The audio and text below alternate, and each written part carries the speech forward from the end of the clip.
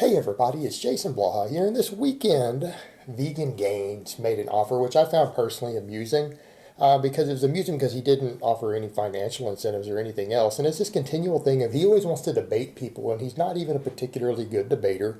From what I've seen, like with him and the Frankie Tufano thing, all they did was trade studies back and forth. You know what? We could just go post a list of 10 studies on a website. You could post 10 studies, I could post 10 studies, and we could skip the debate and people could read through the studies and decide what they want to believe. Complete waste of time. And the amusing part was that he tried to say that it would help my outreach. It's like, my outreach is better than yours. And I'm not talking about subscriber count. Let's go look at objective metrics. All right, my channel is a year older than yours, 1 year older. I have almost 72 million total views. I'm closing in on 72 million. I will probably be there in a few days. You're sitting at what, 56 million total views. Objectively, my channel's had more outreach than yours historically. It will probably continue to do so. I continue to grow, continue to do my thing. But my channel growth and subscriber growth has always been slow. It's been that way forever. It took me over 5 years to break 100,000 subscribers. And I'm just now at 109.8, something like that. So that's the nature of it. And the reality is you need me to debate you more than I need to debate you, right? You need it more than I do. I don't have anything to gain out of it. In fact, it's a big waste of my time. And the reason I say that, you have a largely vegan and plant-based audience. I promote eating meat, but that's not the primary focus of my channel. Nutrition and diet and the fact that I tell people to eat meat and pork ribs and things and chicken wings is a such a minor component of my channel because this is a strength and fitness based channel. I'm primarily concerned with training programming, execution of the big lifts, maximizing strength, maximizing muscle mass. These are the things that I'm concerned with, and particularly teaching people how to do so in a drug-free environment, preferably. And I'm not anti-gear in any way. People have every right to do to their bodies what they want, but the majority of people out there are going to be drug-free, so therefore the information needs to be geared in that direction. And it's probably wiser for most people to stay drug-free. It's just a good idea. And I'm saying that as someone who's totally not against the latter. You know, I'm not against people being enhanced, but that's the focus of my channel. But I do promote eating meat, so a lot of your people aren't going to want to come over here. And, you know, the point we get into, so then what will we debate? Scientific studies back and forth? The other thing is you made no financial offer. When everyone always wants to debate me, but they don't want to put down the money, and Lane offered to pay me for a debate. And he made a verbal agreement that he would pay me based upon an X amount of metric, and when I produced what those numbers were based upon his agreement, and he saw the actual fee, then he backed out, claiming, oh, that I fabricated numbers, but the numbers that I pulled up were actually documented by a bank notary as far as what he had agreed to. That's okay. He didn't know fully what he was agreeing to, but it had been $6,200, and that's what he was going to pay me, and then he decided it was too high of a fee. But the thing is, you go look at a lot of these big debaters out there who do debates, everyone wants me to debate them. There's always someone who wants me to debate them. There's a list of people. You're only one of quite a few. The point is, people who are in high demand for debates get paid to do their debates because they're generating traffic for other people. So, I mean, you've made no financial offer of any type other than you think you're doing me a favor. My total views are higher than yours. And I'm not going to win your audience over. Your audience is probably not going to like me. And it's going to come down to some philosophical points that I generally view people who choose to be a vegan instead of being at the top of the food chain as inferior.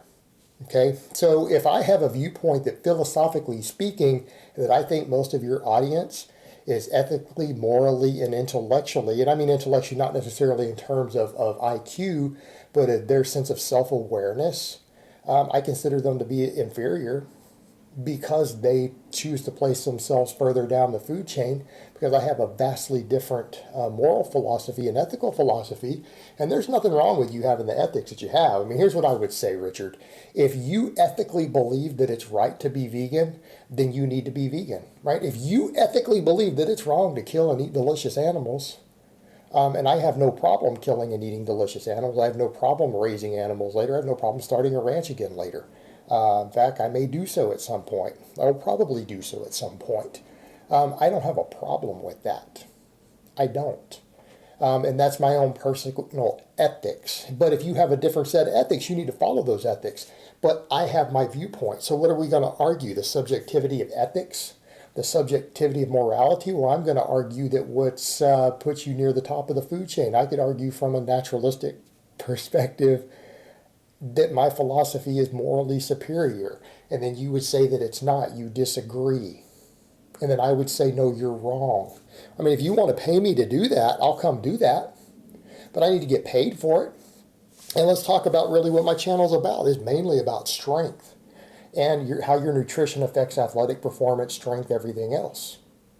Affects aggression, drive, self-programming, because I think nutrition plays a big role in that. And let's be honest here, you came up and also said that Cali Muscle was stronger than me the other day, which is objectively false. Cali Muscle doesn't even train his legs. He has little tiny toothpick legs, doesn't train his legs, doesn't squat, doesn't deadlift. What lift does he have that competes with any of my squats or deadlifts? And I'm not talking about when I pulled an erector. I had an infection in my foot. Happened because I had stepped on something and it got infected in spite of antibiotics. And I was squatting incorrectly as a result of it. And I pulled an erector in my back and I had to rehab it for a month. So now I'm rebuilding my numbers back up. But I'm coming back up. I'm at more than acceptable levels. I'm well past the advanced levels for someone at my body weight. They're still coming back up. What's he stronger than me on? Like what lift does he have that competes with my squat or my deadlift? Okay, he can bench a lot. Can he overhead press anything? Because you've seen what I press. I can strict press more than my body weight with a barbell standing with a pause off my chest. Not really a problem. So, that's kind of the point I would make. You want to talk about what are we going to debate? Are we going to discuss training? Because from what I can tell, you're kind of a weak pussy, Richard. Let's come back over to the point of nutrition as it pertains to my audience. Now, granted, I talk about longevity because I am a master's lifter. I am an older guy. I'm in my 40s, and I still lift very, very heavy. And there aren't that many guys out there who can do what I do in their 40s. And there are some who can, but they're by far a minority in the training world. So I definitely have that going. My blood work is fantastic. Everything looks good. I'm actually completely not on any gear. I'm not on TRT. I've got my testosterone levels back into the normal range. They're in the low end of the normal range, but they're there. I'm not on anything. And so the point I would make, my diet that I choose to do, a ketogenic diet, has anti-inflammatory properties. That's not subject to debate. That's not subject to controversy. That is medically what it's used for. There's numerous studies showing that. And I'm not saying that animal products in the wrong dietary environment do not cause inflammation, because they clearly do, right? I mean, this is what sort of stuff you would want to debate. You would argue, well, someone who's sitting around eating table sugar and bacon together is going to have this problem or that. And sure, of course they will. No one's going to disagree with that.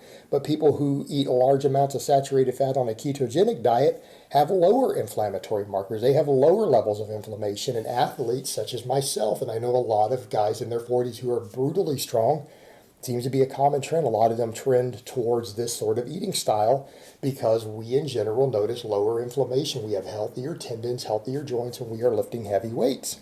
And that's what I would say to someone like you, Richard. Can you lift anything? How is your connective tissue and joints doing?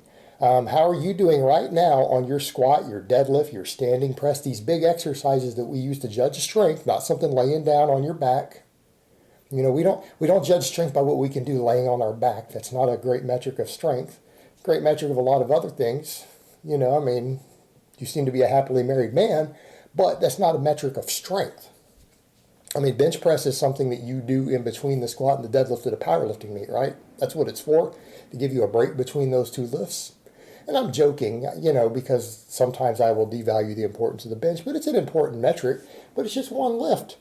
What are you lifting on the other stuff these days? I know you'd hit a 300 bench. I bench more than you, probably at a lighter body weight at this point. What are you doing on the real lifts, the big lifts, the big four?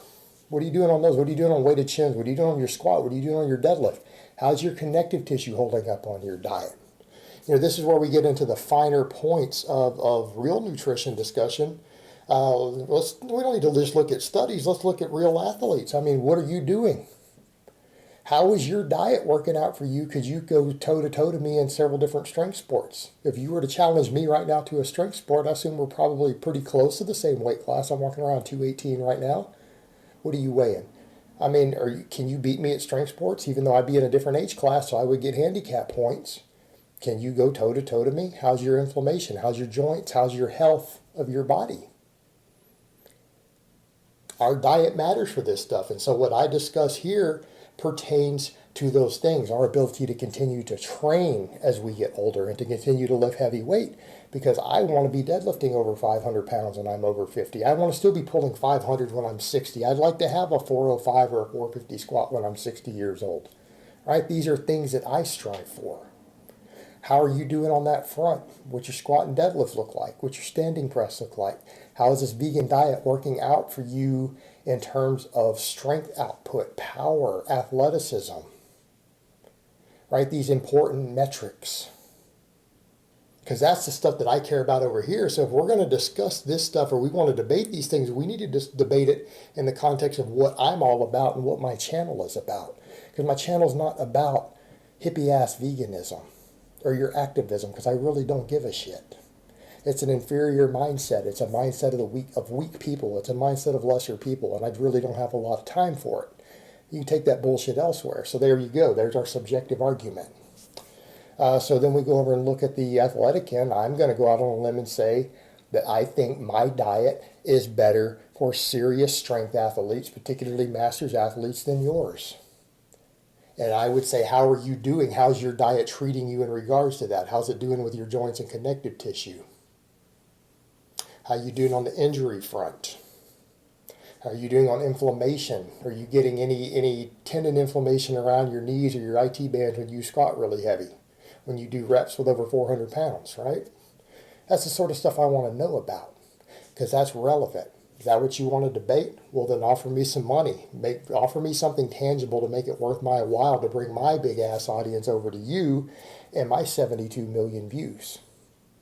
And I'll go ahead and clown you, and we can discuss your weak-ass numbers and your inflammation problems. All right, guys, but that's really all I have to say on that today. I hope it's been informative, and I will talk to you guys next time.